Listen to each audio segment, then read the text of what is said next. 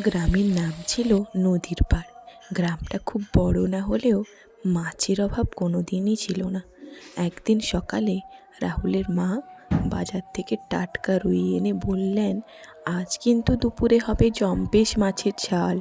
রাহুল তখন থেকেই খুবই উত্তেজিত হয়ে রয়েছে। রান্নাঘর থেকে ভেসে আসছিল সরিষার তেলের গন্ধ, কাঁচা লঙ্কার ঝাঁঝ আর মশলার সুগন্ধ। কড়াইতে যখন মাছের ঝাল ফুটতে লাগলো, পুরো বাড়িই যেন তার সুগন্ধে মোমো করতে লাগলো। দুপুরে গরম ভাতের সাথে মাছের ঝাল খেতে বসলো রাহুল।